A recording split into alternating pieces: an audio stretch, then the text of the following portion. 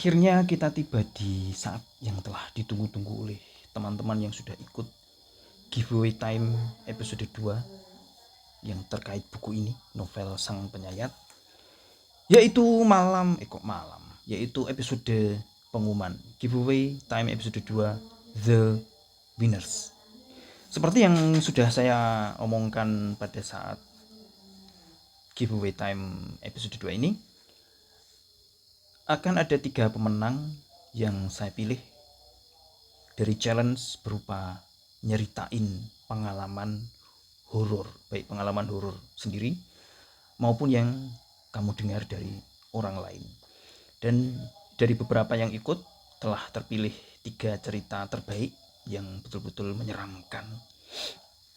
Dan oleh karena itu berhak untuk menerima hadiah dari giveaway ini. Jadi siapa saja yang menang? Ada 3 pemenang dan ketiganya itu tidak dalam urutan juara, artinya tidak ada juara 1, juara 2 dan juara 3, tapi ketiga pemenang itu sama semua mendapatkan hadiah yang juga sama. Jadi meskipun saya sebut duluan atau belakangan, tapi itu tidak mencerminkan urutan pemenang atau urutan ceritanya. Saya sebut secara acak saja. Baik, tanpa membuang waktu, dan ini nanti akan saya ceritakan ke kamu semua ceritanya seperti apa. Yang pertama, pemenang giveaway time episode 2 challenge cerita horor adalah Reza Ferdi Wadani, dan ceritanya seperti ini. Pengalaman ini terjadi pada suatu malam sekitar pukul 10. Waktu itu habis hujan. Saya keluar berinisiatif untuk mencari bekicot atau siput buat dimasak. Saya pun keluar rumah sambil pakai sepatu, membawa senter dan ember buat wadah bekicot. Saya jalan ke arah perkebunan yang berjarak sekitar 100 meter dari rumah. Awalnya semua baik-baik saja. Saya bisa mengoleksi setengah ember bekicot dan sudah membayangkan bekicot goreng yang enak. Tiba-tiba terdengar suara ya, bayi menangis. Saya lihat kanan kiri gelap gulita, gak ada orang lain selain saya. Saya berpikir positif, mungkin itu tadi saya salah dengar. Lalu saya melanjutkan nyari bekicot dan masuk makin dalam ke perkebunan. Tapi bukannya berhenti, suara tangisan bayi semakin kencang. Karena penasaran, saya mencari ke arah asal suara itu dan saya menemukan semacam nisan kuburan kecil di semak belukar. Saya cuman batin, apa dari kuburan ini suara tadi berasal? Nah, pas saya menoleh, saya melihat semacam bayi berwarna merah terbang mengambang di depan saya. Spontan saya lari ketakutan sekuat tenaga. Tapi mendadak saya bingung mau kemana, karena semua jalan seakan-akan sama semua. Saya seperti diputar-putar di sekitar kuburan itu. Apa maksud semua ini? Jantung saya berdetak kencang dan saya ketakutan. Baru kemudian saya bisa berpikir kembali dan membaca Al-Fatihah di samping kuburan itu. Dan mendadak setelah saya membacakan Al-Fatihah dan membaca Bismillah, tiba-tiba semua jalan terlihat jelas, sehingga saya bisa mencari jalan pulang kembali ke rumah sambil membawa bekicot setengah ember. Siapakah bayi itu? Sungguh menyeramkan dan mengenaskan sekali nasibnya.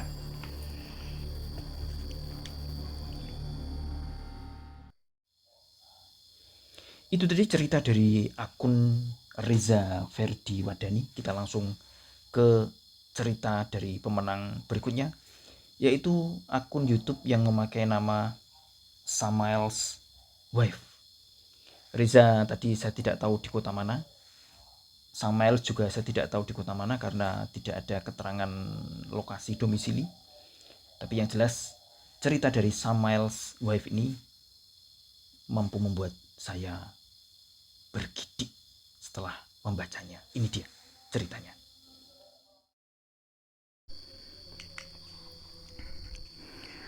Saat berumur 5 tahun, aku pernah tinggal di rumah nenek. Dan waktu itu, rumah nenek sedang direnovasi. Setiap hari ada banyak pekerja bangunan bekerja di rumah nenek, dan salah satunya adalah seorang bapak yang mengenakan topi warna merah. Si bapak ini setiap hari selalu pulang paling malam. Karena dia pulang paling akhir, maka aku selalu sempatkan untuk mengobrol sebentar dengannya sebelum dia pulang. Selama 3 hari berturut-turut sebelum dia pulang, aku selalu mengobrol dengannya. Dan pada hari keempat, kutanya padanya di mana rumahnya dan kenapa ia selalu pulang paling akhir. Dia menjawab, rumah saya di depan rumah adik, dekat saja. Pas dia bilang itu, matanya berubah menjadi merah. Spontan aku lari ketakutan mencari nenek. Aku melaporkan hal itu pada nenek. Nenek malah heran, loh, tidak ada siapa-siapa di sana kok. 4 hari ini nenek pikir kamu sedang berkhayal dan bicara sendiri. Spontan aku masuk kamar dan berdoa. Aku begitu ketakutan. Keesokan harinya aku menanyakan pada para pekerja bangunan lain tentang si bapak bertopi merah. Mereka kaget dan bilang bahwa dulu pada saat mereka juga mengerjakan renovasi rumah nenek, ada seorang pekerja yang meninggal karena terjatuh dari tangga saat mengecat dinding. Dia adalah pekerja yang selalu mengenakan topi merah. Kata para pekerja, honornya belum dibayarkan ke keluarganya dan kejadiannya sudah berlalu 10 tahun sebelum aku lahir. Ketika aku melaporkan itu pada nenek, tentu saja nenek sedih, terharu dan menitipkan sejumlah uang pada salah satu teman si bapak bertopi merah untuk diberikan kepada keluarganya. Nah, kemudian esok harinya pada jam 6 sore menjelang malam, aku melihat sosok si bapak bertopi merah. Tapi kali ini ia tersenyum dengan menampakkan wujud sesungguhnya, di mana wajahnya dan tubuhnya bercucuran darah. Si bapak berkata, terima kasih doa dan bantuannya, Dik. Sekarang saya sudah bisa tenang dan ikhlas menerima kematian saya. Habis berkata begitu, bayangannya menghilang perlahan-lahan. Dan last but not least, bukan juga juara 3, cerita ketiga yang saya pilih untuk memenangi giveaway time kali ini adalah datang dari akun yang bernama Sabri Official. Ceritanya seperti apa? Serem sekali ini. Coba kamu simak.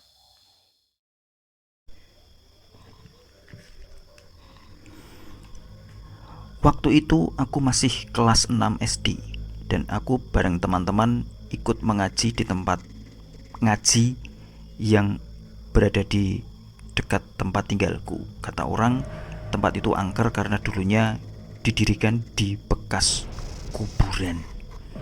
Suatu malam pas teman-teman dan aku mengaji, kami mendengar suara perempuan mengobrol dari toa tempat mengaji. Tentu saja kami heran karena saat itu posisi mic sedang mati sesudah dipakai membaca surat Yasin. Dan Ustadz pun ketika mengecek memastikan bahwa mic memang sudah mati.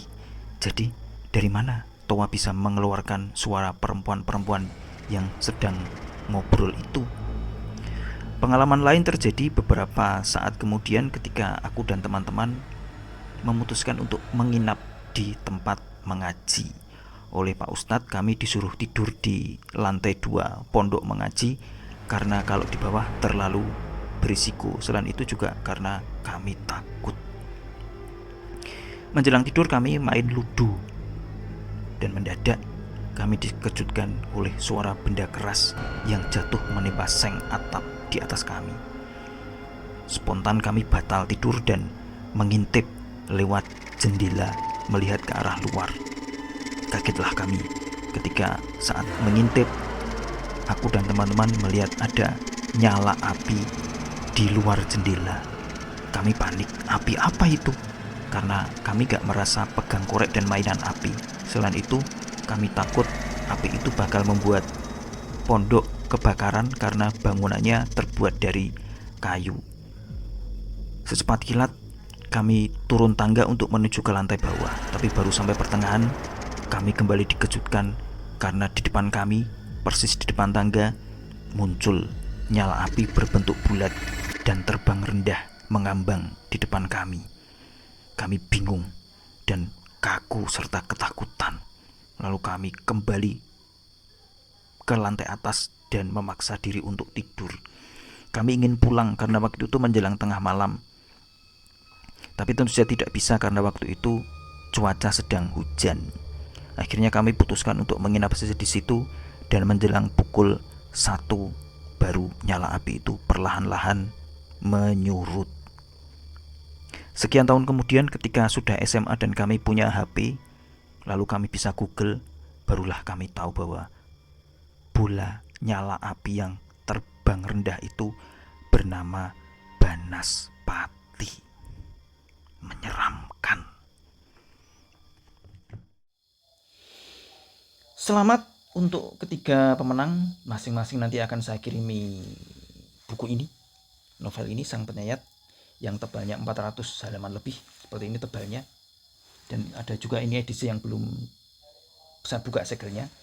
Plus saya akan belikan pulsa masing-masing 100.000 rupiah.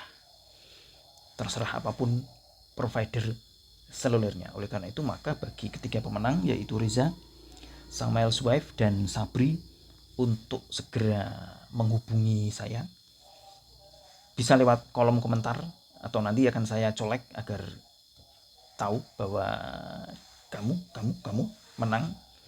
Nanti akan saya minta untuk mengirimkan nomor HP atau nomor WA untuk saya top up dengan pulsa 100.000. Oh, enak toh, dapat buku dan dapat pulsa masing-masing 100.000 rupiah. 100.000 rupiah itu kalau dibelikan kuota data bisa mendapatkan sekitar 30 sampai 35 giga untuk paket bulanan. Dan terutama hadiah buku bagi yang hobi baca, ini hadiah yang cocok. Ceritanya tentang thriller misteri romance. Bukan romans saja, tapi ini thriller. Ada pembunuhannya. Bagi yang suka baca, ini tentu hadiah yang spesial. Bagi yang belum suka baca, nah, bisa mulai mengenal hobi baca dengan coba-coba menjajal-jajal baca prolog dan bab pertama, kedua, ketiga dari novel terbaru saya ini. So, sekali lagi selamat untuk para pemenang. Terima kasih buat semua yang sudah ikut. Jangan khawatir kalau tidak menang karena giveaway time episode 3, 4, 5 dan seterusnya masih akan terus ada sepanjang saya masih punya buku-buku yang akan saya bagi. Memang buku, karena saya ingin menularkan virus baca buku ke semua teman di seluruh Indonesia. Dan jangan lupa berlangganan channel ini, karena siapa tahu nanti akan ada giveaway timeline lagi yang cocok dengan bidang atau kemampuan atau bidang kehidupanmu.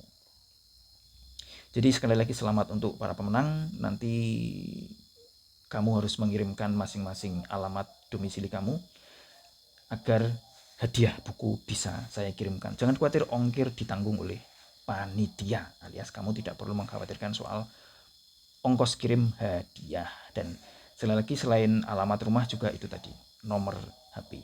Kalau ada yang belum mengirimkan alamat dan nomor HP, nanti akan saya colek lewat kolom komentar di bawah cerita kamu para pemenang.